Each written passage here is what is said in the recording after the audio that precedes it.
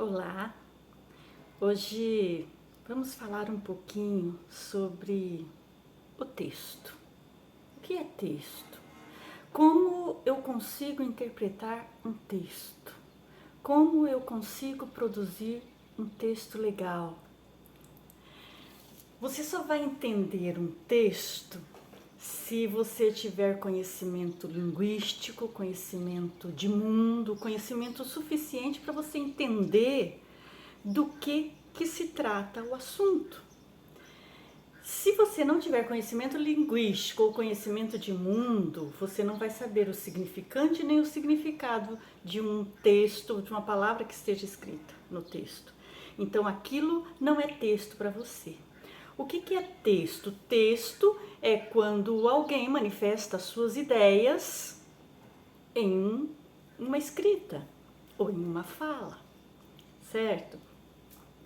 Mas se você não tem conhecimento suficiente, você não vai conseguir entender. Por exemplo, quando você vê a palavra maçã, o que você lembra? O que te vem à mente?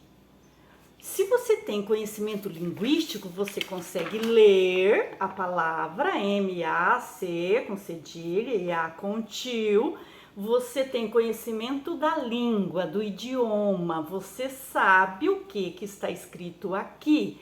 E você tem o seu conhecimento de mundo, a sua experiência, que imediatamente ao ler a palavra maçã, já lhe vem à mente a maçã. E no seu conhecimento de mundo, você sabe o significado da palavra maçã. Você sabe que ela é uma fruta, você sabe que existem várias qualidades, você na sua mente, você já constrói a imagem da maçã.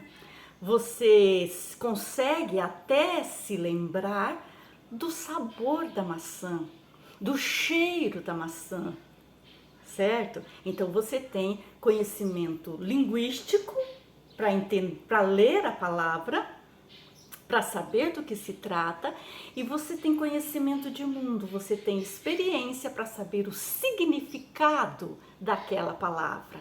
Você consegue trazer para a realidade aquela palavra, certo? Então, se você lê um texto que você entende o seu significado, você tem conhecimento de mundo para entender o que está escrito, ele é texto para você.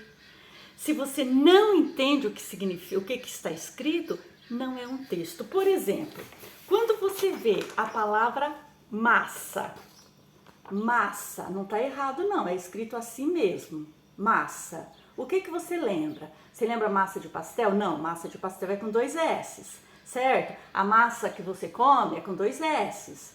E não tem tio, então é massa. O que é massa?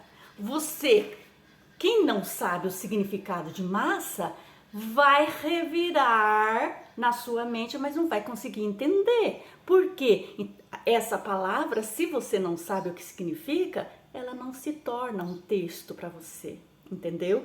Texto só é texto quando você entende o que significa. Então, massa